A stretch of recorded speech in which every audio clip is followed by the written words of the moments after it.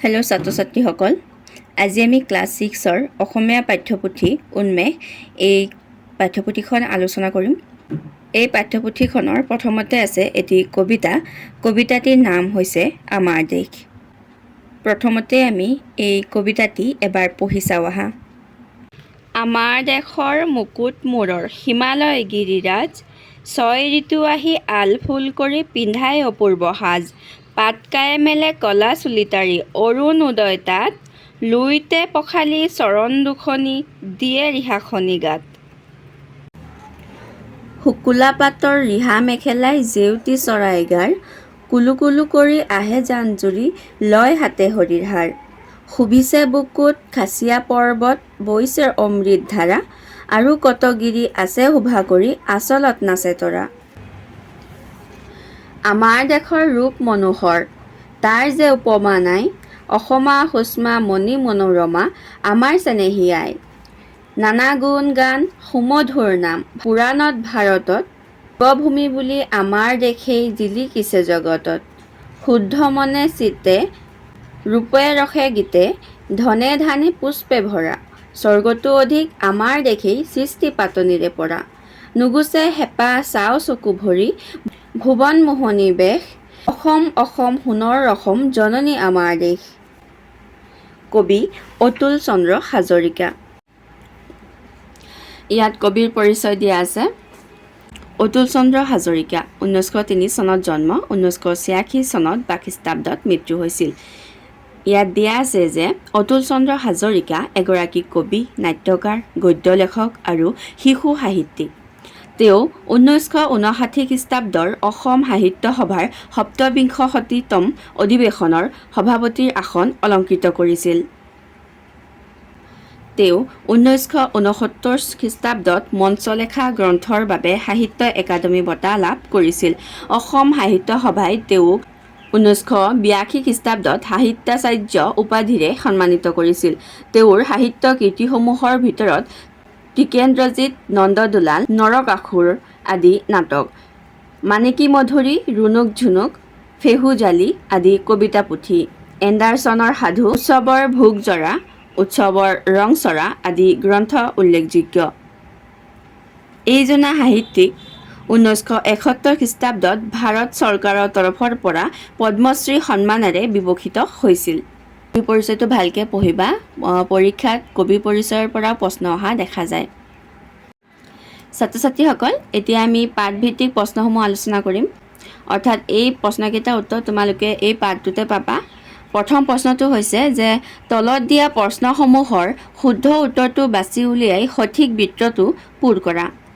ইয়াৰ কবিতাটোত আমাৰ দেশৰ মূৰৰ মুকুট বুলি কাৰ কথা কৈছে? অপশ্যনত দিয়া আছে লুইতৰ, হিমালয়ৰ, দেৱভূমিৰ আৰু পাটকায়ৰ। আৰু ইয়াত চোৱা কাষতে দিয়া আছে ক, খ, গ আৰু খ। এই চাৰিটা অপশ্যন চোৱা বৃত্তকেইটাৰ ভিতৰত দিয়া আছে। গতিকে ইয়াৰ পৰা আমি বাছি উলিয়াব লাগে কোনটো শুদ্ধ উত্তৰ, আৰু সেই শুদ্ধ উত্তৰটোৱে এই কাষত দিয়া চাৰিটা বৃত্তৰ ভিতৰত ভৰাব লাগে। এতিয়া আমি ইয়াৰ প্ৰশ্নটোৰ উত্তৰ এই পাঠটোৰ পৰাই বিচাৰি উলিয়াম। প্ৰথমতে দিয়া আছে আমাৰ দেশৰ মুকুটমূৰৰ হিমালয় গিৰিৰাজ। গতিকে ইয়াত আমি কি গম পালোঁ যে মুকুটমূৰৰ হিমালয় গিৰিৰাজ, হিমালয়কে কোৱা হৈছে। এই কবিতাটোত দিয়াই আছে হিমালয়ৰ, গতিকে এইটো হ'ব শুদ্ধ আনচাৰ। আৰু এই কাষত থকা গ ঘৰটো আমি পূৰ কৰি দিম। তোমালোকে ইয়াত কাঠ পেঞ্চিল ব্যৱহাৰ কৰিব পাৰা, আৰু পৰীক্ষাত হ'লে ব্লেক বা ব্লু পেন ব্যৱহাৰ কৰিবা। ধুনীয়াকৈ এই ঘৰটোৰ ভিতৰতে পূৰ কৰিব লাগিব, যাতে বাহিৰৰ ফালে চিয়াহী বিয়পি নাযায়। এতিয়া দ্বিতীয় প্ৰশ্নটো হৈছে কবিয়ে আমাৰ দেশক দেৱভূমিৰ লগত কিয় তুলনা কৰিছে? অপশ্যন দিয়া আছে হিমালয় পৰ্বত আমাৰ দেশৰ শিৰৰ মুকুট হিচাপে থকাৰ বাবে, খ আমাৰ দেশৰ ধনে ধানে ৰূপে ৰসে গীতে ভৰি থকাৰ বাবে, গ পুৰাণ মহাভাৰতত আমাৰ দেশখনক দেৱভূমি ৰূপে বৰ্ণনা কৰাৰ বাবে, ঘ আমাৰ দেশখন পাহাৰ পৰ্বত নদ নদী আদিৰে ভৰি থকাৰ বাবে। কাষ আমি এই কবিতাটোত ইয়াৰ উত্তৰটো বিচাৰি চাওঁ আহা। ইয়া চোৱা, নানা গুণ গান সুমধুৰ নাম পুৰাণত ভাৰতৰ দেৱভূমি বুলি আমাৰ দেশেই জিলিকিছে জগতত। গতিকে কিহত আছে ভাৰতৰ নাম দেৱভূমি বুলি? পুৰাণত।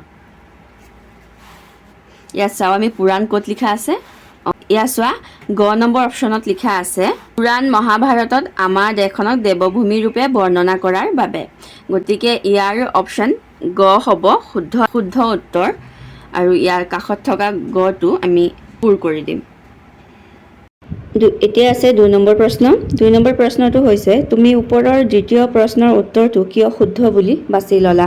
সহপাঠীৰ লগত আলোচনা কৰি কোৱা।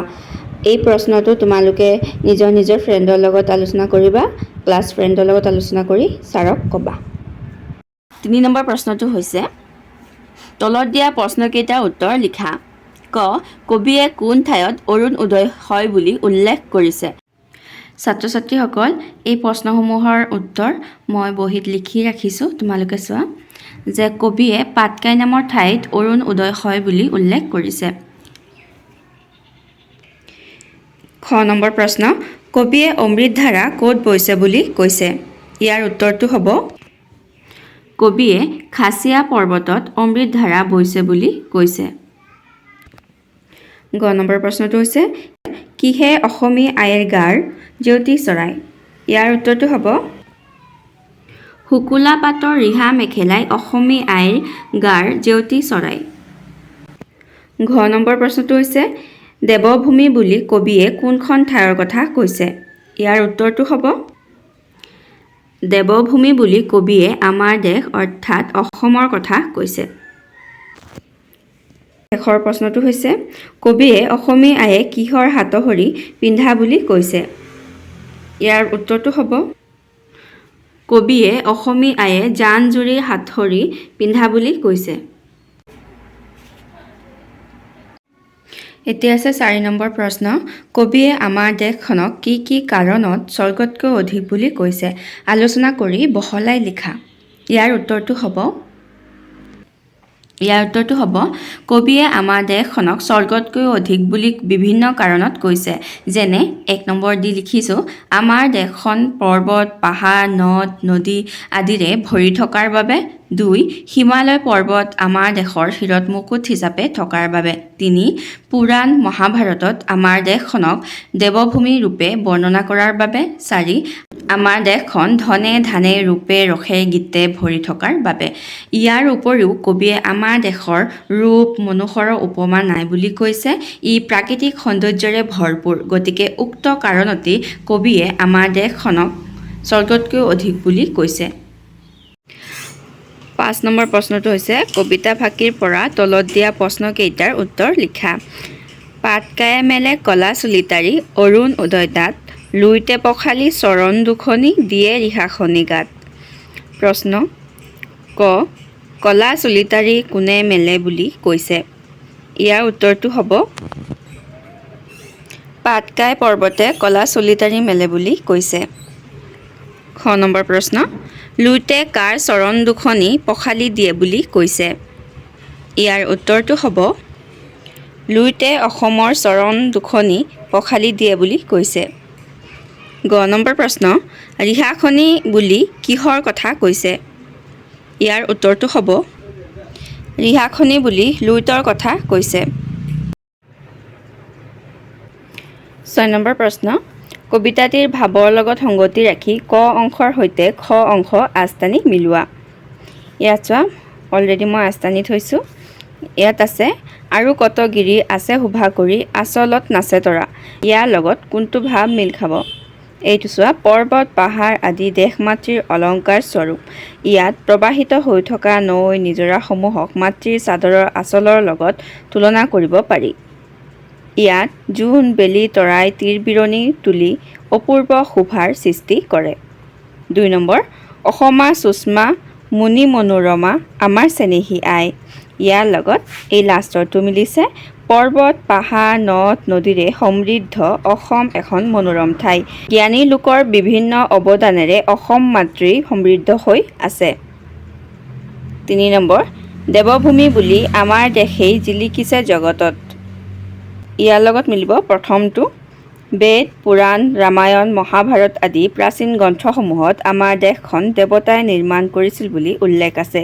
সেয়ে ই দেৱভূমি। প্ৰাচীন সভ্যতা হিচাপে আমাৰ দেশখন বিশ্বৰ বুকুত জিলিকি আছে।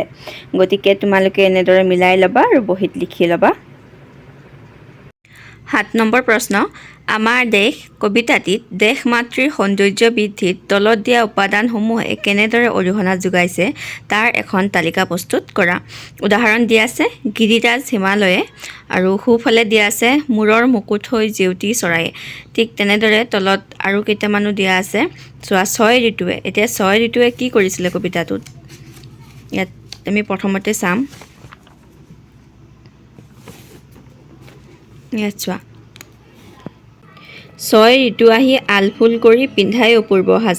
গতিকে আমি সেই 6 ঋতুৰ সোঁফালে থকা খালী ঠাই লিখিম যে 6 ঋতুৱে আলফুল কৰি পিন্ধাই অপূৰ্ব সাজ। পাটকাই পৰ্বতে মেলে কলা চুলি তাৰি অৰুণ উদয় তাত লুইতে পখালি চৰণ দুখনি দিয়ে ৰিহাখনি গাত জান জুৰিয়ে লয় হাতে খৰি হাৰ পৰ্বত পাহাৰে আছে শোভা কৰি আচলত নাচে তৰা।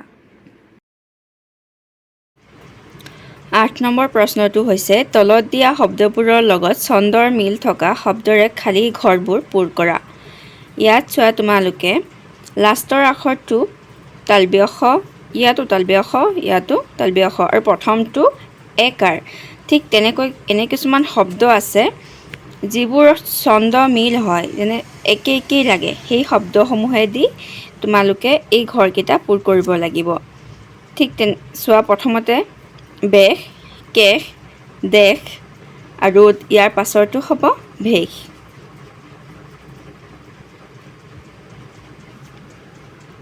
ঠিক তেনেদৰে ভৰা, তৰা, নৰা, ধৰা। তাৰ পাছত হৈছে হাৰ, লাষ্টত ৰ থকা শব্দ কেইটামান মনত পেলোৱা, যেনে বাৰ,